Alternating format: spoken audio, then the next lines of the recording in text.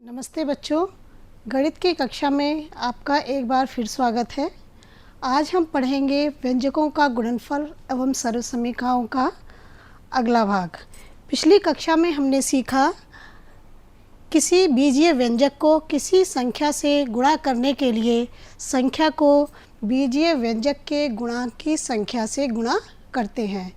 उसमें हमने एक उदाहरण लिया था, 2x को अगर हम 4 से गुणा करते हैं तो हम बीजीय व्यंजक के गुणांक से संख्या की गुणा करते हैं और गुणा करने के बाद चर राशि के साथ गुणा करके उसका उत्तर लिखते हैं। दूसरा, समान आधार वाले बीजीय व्यंजकों का गुणनफल उसी आधार पर उनके घातांकों के योगफल के बराबर होता है। ये था 3x² की गुणा अगर हम x के साथ करते हैं तो इनकी जो घातें हैं वो आपस में जुड़ जाती हैं। यहाँ घात 2 और यहाँ घात 1 है तो दोनों जुड़कर ये आपका उत्तर आया था 3x3। बीजीय व्यंजकों के गुणनफल का संख्यात्मक गुणांक व्यंजकों के संख्यात्मक गुणांकों का गुणनफल होता है। बीजीय व्यंजकों के गुणनफल का बीजीय गुणांक व्यंजकों के चर भागों का गुणनफल होता है। जब हम दो पदों को गुणा करते हैं, पहला पद है हमारा 5x और दूसरा था 4y, तो हम इनके गुणांकों को पहले गुणा कर लिया हमने। 5 की 4 में गुणा करने पर हमारा आया 20 और इसके जो चर राशि हैं इनको जब हम आपस में गुणा करते हैं तो ये हमारा आया xy, तो ये हमारा उत्तर आ गया 20xy। एक पदीय व्यंजक से बहुपदीय व्यंजक में गुणा करने के लिए एक पदीय व्यंजक से बहुपदीय व्यंजक के प्रत्येक पद में गुणा करते हैं। जैसे ये हमारा एक पद है और इसको हमें गुणा करना है x+4 से, तो 5 की गुणा पहले हम इस वाले पद से करेंगे, फिर प्लस का निशान लगाएंगे, फिर हम 5 की गुणा 4 में करते हैं। इस प्रकार हमारा आंसर आता है 5 की गुणा x में करके 5x, ये प्लस का निशान, और 5 की गुणा 4 में करके ये हमारा आया 20। ये हमने पिछली कक्षा में सीखा था और आज हम सीखेंगे बहुपदीय व्यंजकों का गुणा। इसके लिए सबसे पहले हम इसका ज्यामितीय निरूपण और सत्यापन करना जानेंगे। हमारे पास जो पद है ये पहला है x+a, ये एक हमारा बहुपदीय व्यंजक है। दूसरा है x+b, ये हमारा दूसरा बहुपदीय व्यंजक है और इससे हम इसकी ज्यामितीय रचना बनाते हैं। ये एक भुजा मान लेते हैं हम इसकी x+a है, तो ये हो गई हमारी x और इसमें हमने प्लस कर दिया a। दूसरी भुजा है हमारी x+b, ये यहाँ से यहाँ तक x और इसमें हमने ऐड किया b, यानी कि ये इसकी लंबाई और ये इसकी चौड़ाई हो गई। लंबाई और चौड़ाई का जो गुणनफल है वो होता है आयत के क्षेत्रफल के बराबर। तो इसका जो गुणनफल है वो इसके द्वारा बने आयत के क्षेत्रफल के बराबर होगा और इससे जो आयत की रचना हुई है वो है a b c d। इस पूरे का जो क्षेत्रफल है वो x² + ax + bx + ab के बराबर होना चाहिए। इसी का हम यहाँ पर सत्यापन करेंगे। ये हमारा था x और इसके आगे की जो भुजा है वो है a। ये एक आयत है तो इसके सामने की भुजा भी यहाँ से यहाँ तक होगी x और यहाँ से यहाँ तक होगी a। इसी प्रकार चौड़ाई में इसके सामने की भुजा यहाँ तक होगी x और इसके नीचे की भुजा होगी b और हमने इसको आपस में नीचे मिला दिया और इधर से हमने इसको मिला दिया।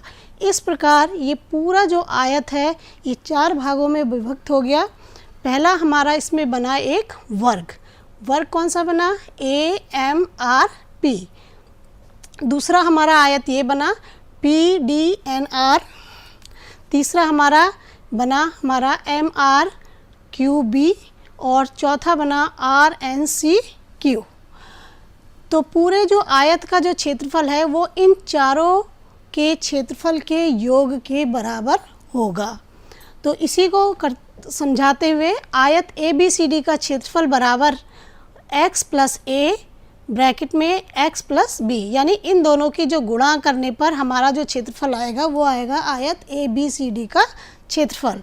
दूसरा हमारा आयत बना ए एम एन डी का क्षेत्रफल, ए एम एन डी का क्षेत्रफल। तो इसमें हमने क्या किया, x की गुणा करी x प्लस ए से, और तीसरा आया एम बी सी एन का जो क्षेत्रफल है एम बी सी एन का क्षेत्रफल, यानी कि एक ये वाला पूरा ले लिया और एक ये ले लिया। अब पुनः आयत ए बी सी डी का जो क्षेत्रफल है वो उसमें इसको और इसको ऐड किया और इसको और इसे ऐड किया है।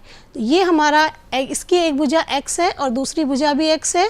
तो जब किसी चतुर्भुज की चारों भुजाएं बराबर होती हैं तो वो वर्ग होता है, और वर्ग का क्षेत्रफल होता है भुजा गुणा भुजा। इसलिए इसका क्षेत्रफल आया x गुणा x बराबर एक्स स्क्वायर। ये यहाँ से यहाँ तक की लंबाई है a और इसकी चौड़ाई है x, इसका क्षेत्रफल आया ax। यहाँ तक इसकी चौड़ाई है b और इसकी लंबाई है x, इसका क्षेत्रफल आया bx, और इस वाले का आयत का क्षेत्रफल आया है हमारा AB। तो पूरे का क्षेत्रफल बराबर हमने इन चारों को यहाँ पर ऐड कर दिया है, और ऐड करने पर हमारा ये आया x square plus a x plus x square plus a x plus b x plus a b. इस प्रकार हम कह सकते हैं कि हमारा जो गुणनफल है वो सही है, और इसके प्रत्येक पद से दूसरे बहुपद के प्रत्येक पद में गुणा हुई है।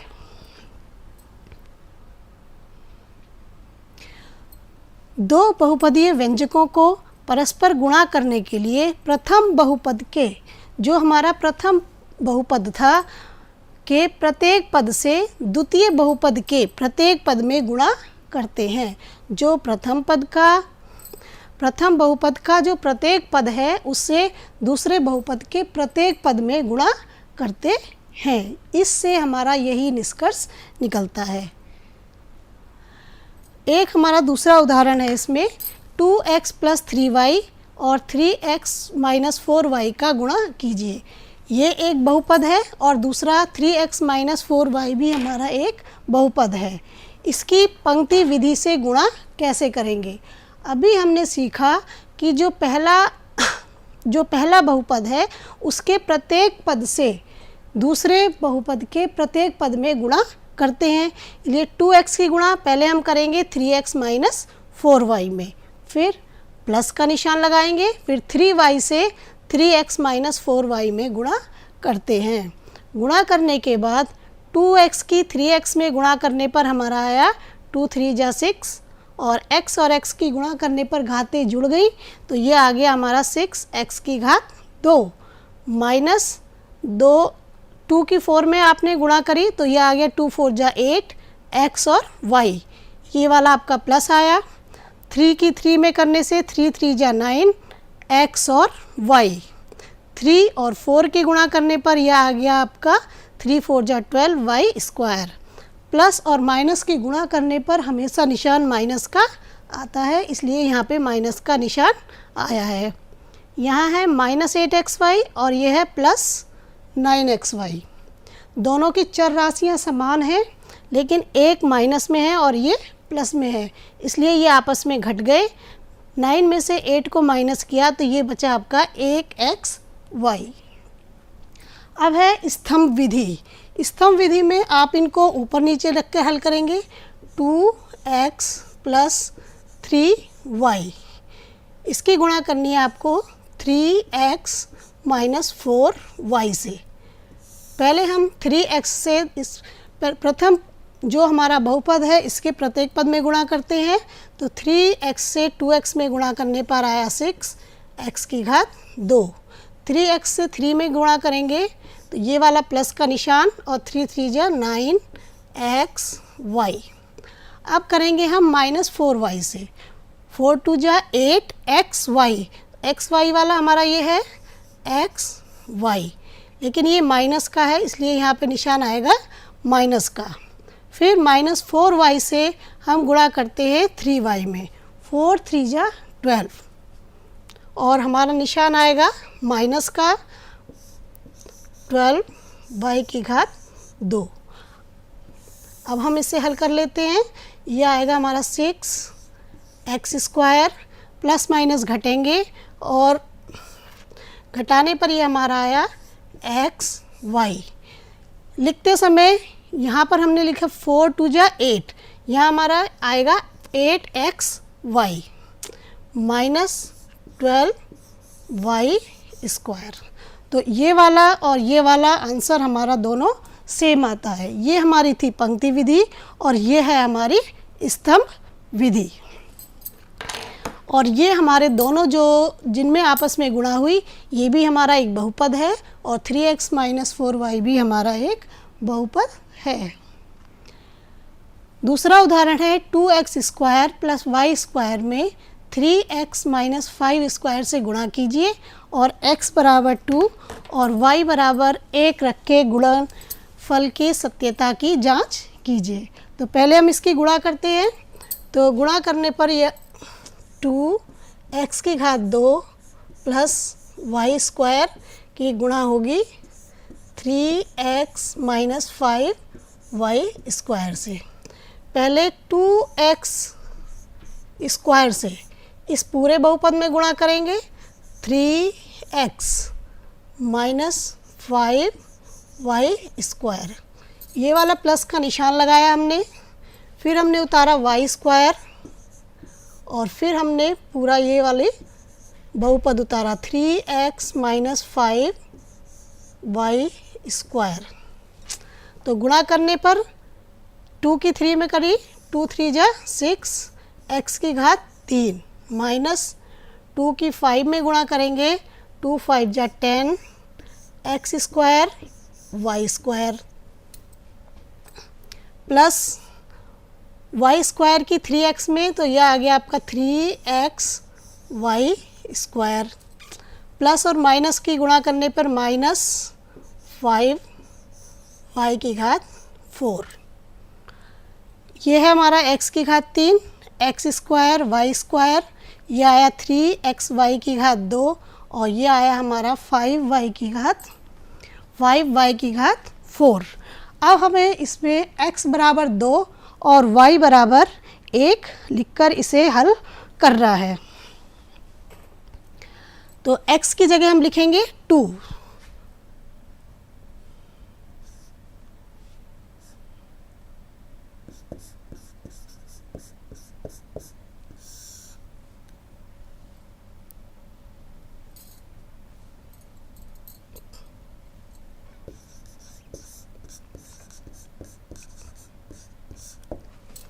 x बराबर 2, तो ये हो गया आपका 6 गुणा 2 की घात 3 माइनस 10 x की जगह 2 की घात 2 गुणा y की जगह लिखना है हमें 1 की घात 2 प्लस 3 गुणा 2 गुणा 1 की घात 2 माइनस 5 गुणा 1 की घात 4। इसे हल करने पर आया 2 की घात 3, 2 दूनी 4 दूनी 8 और 8 की गुणा अगर हम 6 में करते हैं तो यह आएगा हमारा 48 माइनस 2 दूनी 4 और 4 की गुणा 10 में करेंगे, यह आ गया हमारा 40। फिर आया प्लस 1 की गुणा 1 में करेंगे तो 1 ही रहेगा, 3 दूनी 6 माइनस 5। 48 पहले प्लस प्लस वालों को जोड़ ले, 48 और 6 कितने हो गए, 50 4 54, 54 और माइनस माइनस वालों को जोड़ लेते हैं, ये 45। तो 45 में से 54 में से 45 को माइनस करेंगे तो ये हमारा आएगा 9। पहले जो था वो हमने जोड़ने में गलती कर दी थी, तो ये हमारा आ रहा है 9। और अब हम ये है हमारा दायां पक्ष,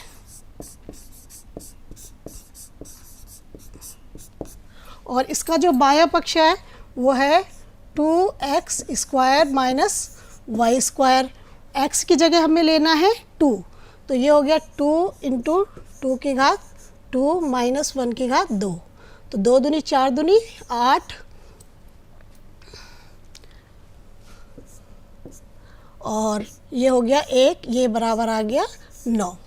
और इसकी गुणा हुई है हमारी 3x माइनस 5y स्क्वायर में, तो 3 इंटू 2 माइनस 5 इंटू वाई की जगह लिखना है हमें 1, तो 3 दूनी 6 माइनस 5, 6 में से 5 माइनस हो गया, ये आ गया 1। और 9 और 1 की जब हम गुणा करेंगे, 9 गुणा 1 बराबर 9, ये है हमारा बायां पक्ष।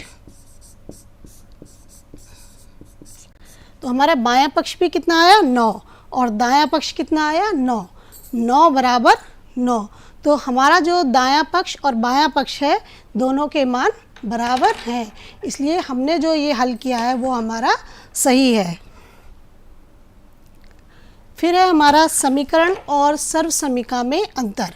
समीकरण किसे कहते हैं और सर्वसमीका किसे कहते हैं, इसे हम एक उदाहरण के द्वारा समझते हैं। यह हमारा बीजीय कथन हमने एक लिया है 2x बराबर x प्लस 3 में चर के विभिन्न मानों के लिए कथन के बाएं पक्ष एवं दाएं पक्ष का सारणी के द्वारा अवलोकन। यहाँ हमने पहले x बराबर 1 लिया है, तो 2x का मान अगर हम इस वाले साइड को बाएं पक्ष को हल करते हैं तो ये हमारा आता है 2।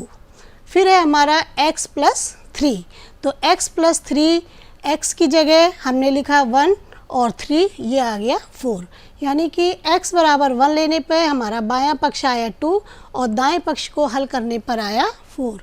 इसी प्रकार x बराबर 2 लेने पर बायां पक्ष हमारा 4 आता है और दायां पक्ष आता है हमारा 5। x बराबर 3 लेने पर बायां पक्ष 6 और दायां पक्ष भी हमारा 6 आता है, यानी दोनों पक्ष हमारे बराबर आते हैं। लेकिन यदि हम x बराबर 4 ले लेते हैं तो हमारा बायां पक्ष 8 और दायां पक्ष 7 आता है, यानी कि बायां और दायां पक्ष दोनों अलग अलग आते हैं।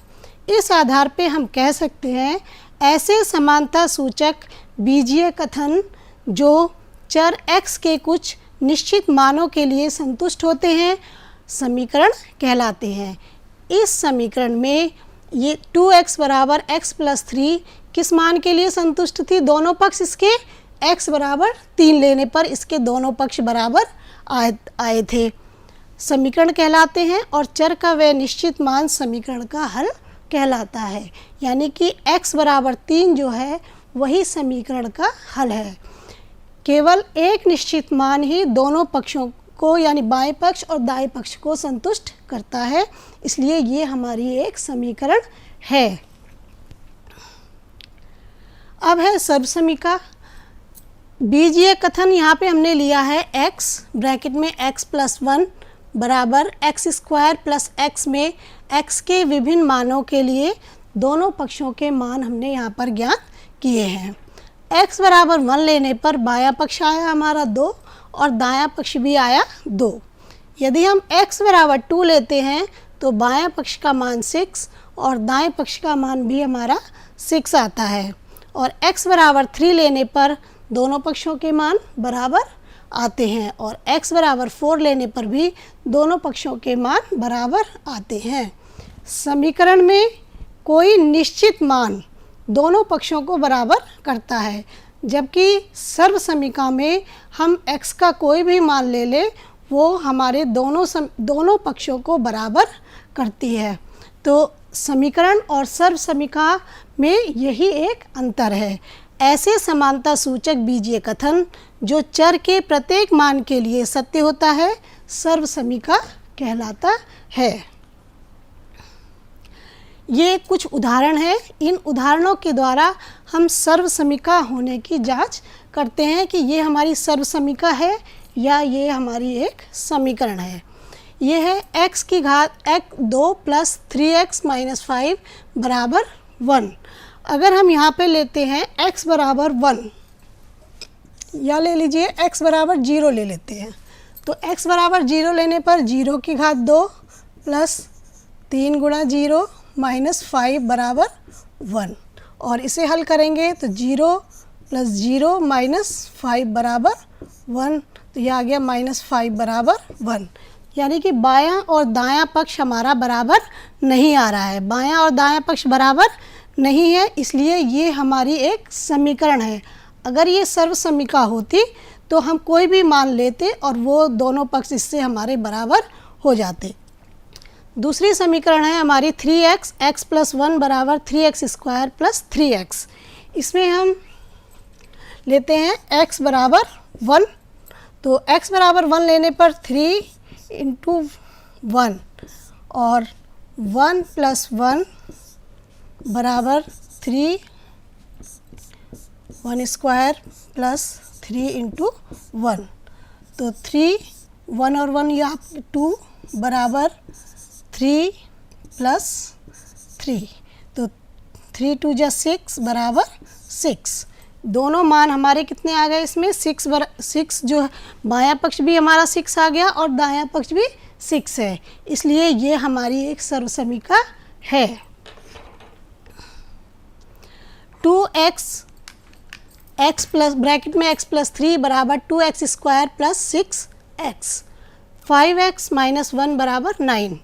इस तरह के जो सवाल हैं इन्हें भी आप x का कोई भी मान लेकर हल करेंगे। मान लीजिए x बराबर 2 ले लिया, तो यह आ गया आपका 2 × 2, 2 + 3 बराबर हो गया 2 × 2 की घात 2 + 6 × 2, तो 4, 3 और 2 5 बराबर 2 दूनी 4 दूनी 8 + 6 दूनी 12, तो 5 चौक 20 बराबर 20। तो बायां और दायां पक्ष बराबर है, इसलिए ये हमारी एक सर्वसमीका है। और इसको दूसरा अगर आप कोई मान लेते हैं, x बराबर 3 लेते हैं, अगर तब भी यही उत्तर आता है तब भी आप जांच कर सकते हैं कि ये हमारी एक सर्वसमीका है। अब है 5x - 1 बराबर 9। यहाँ पर भी चलिए हम x बराबर 2 ले लें, तो यह आ गया, यहाँ पे लेते हैं हम 3, तो 5 × 3 - 1 बराबर 9, तो 5 दिया 15 - 1 बराबर 9, तो यह आ गया आपका 14 बराबर 9। तो बायां और दायां पक्ष हमारा बराबर नहीं आया, इसलिए हम कह सकते हैं ये हमारी सर्वसमीका नहीं है। सर्वसमीका a + b² को ज्यामिति के द्वारा हल करना। तो a + b हमारी ये भुजा यहाँ तक है a और इसे बढ़ाकर हमने कर दिया यहाँ से यहाँ तक b, और ये है इसका वर्ग, यानी कि हमें एक वर्ग की रचना करनी है। ये एक वर्ग का क्षेत्रफल है, तो हमने इसको बढ़ा के बना दिया, ये ABCD एक हमारा वर्ग बन गया। वर्ग की चारों भुजाएं बराबर होती हैं। ये यहाँ तक a है तो ये भी a होगी, और ये b है तो ये भी b होगी। इधर से ये a है, इसके सामने की भुजा a होगी और इसके सामने की भुजा b होगी, और इन्हें हमने आपस में मिला दिया। इस पूरे वर्ग का जो क्षेत्रफल है, यानी क्षेत्रफल ABCD का जो क्षेत्रफल है, वर्ग ABCD का क्षेत्रफल है हमारा a + b का होल स्क्वायर, और ये किसके बराबर होगा? वर्ग AEHG के क्षेत्रफल के बराबर होगा। AEHG के आयत EBIH के क्षेत्रफल के बराबर होगा। आयत DGHF के बराबर होगा, और वर्ग FHIC यानी इन चारों के क्षेत्रफल के जोड़ के बराबर होगा। तो हमने जो है सबका अपना वर्ग का क्षेत्रफल और आयत का क्षेत्रफल आपको निकालना आता है, उसी के आधार पर हमने निकाला इस पूरे वर्ग का जो क्षेत्रफल है वो इन चारों के क्षेत्रफल के योग के बराबर है। तो पहले का क्षेत्रफल आया a², इस वाले आयत का क्षेत्रफल आया AB, और इस आयत का क्षेत्रफल भी है हमारा AB, और दूसरा इसका क्षेत्रफल आया हमारा B²। इसलिए यह सर्वसमीका हमारी ज्यामितीय रूप से भी सत्य है। सर्वसमीका a + b² बराबर a² + 2ab + b² का आंकिक सत्यापन। यहाँ आंकिक सत्यापन करने के लिए हमने a की जगह 2 और b का मान 3 रखा है। तो a बराबर 2 बाएं पक्ष में रखने पर और दाएं पक्ष में भी a बराबर 2 और b बराबर 3 रखने पर जब हम इस समीकरण को हल करते हैं तो हमारे दोनों पक्षों के मान बराबर आते हैं। इसका मान भी हमारा 25 आता है और दाएं पक्ष का मान भी 25 आता है। इसलिए आंकिक रूप से भी यह सर्वसमीका हमारी सही है। एक उदाहरण है, एक बाग में x + 2y पंक्तियां हैं। प्रत्येक पंक्ति में x + 2y पेड़ लगे हैं। ज्ञात कीजिए बाग में कुल कितने पेड़ हैं। तो बाग में पेड़ बराबर, पहला पार्ट करते हैं हम इसका। बाग में कुल पेड़ बराबर बाग में पंक्तियां गुणा एक पंक्ति में लगे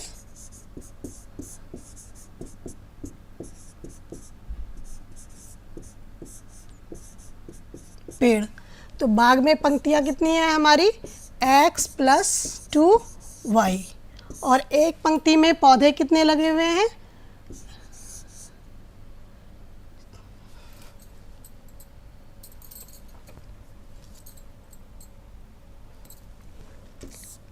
x + 2y, और ये एक बहुपद है और दूसरा भी ये हमारा एक बहुपद है। और बहुपद की गुणा हम कर लेते हैं, x + 2y, और दूसरा हो गया हमारा +2y x + 2y। तो हल करने पर यह आया x² + 2xy + 2xy + 4y²।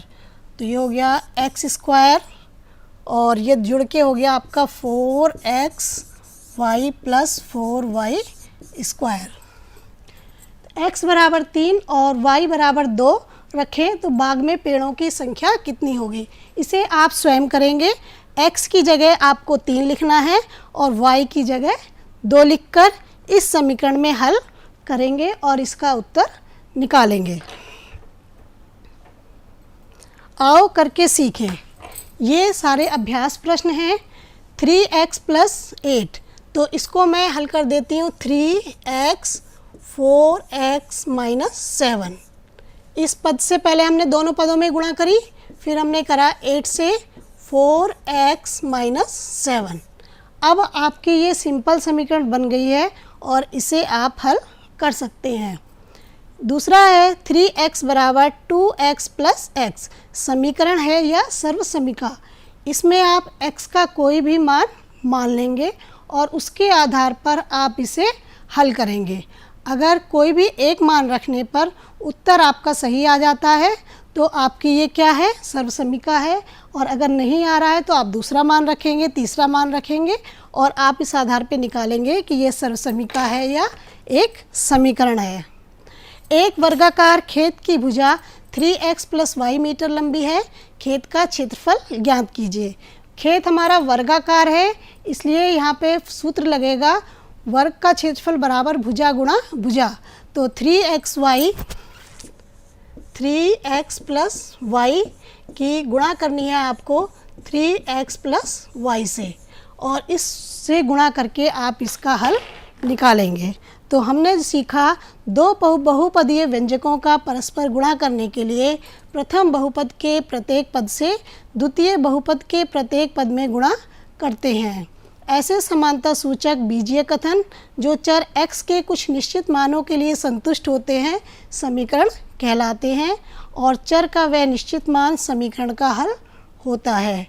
ऐसे समानता सूचक बीजीय कथन जो चर के प्रत्येक मान के लिए सत्य होते हैं सर्वसमीका कहलाते हैं।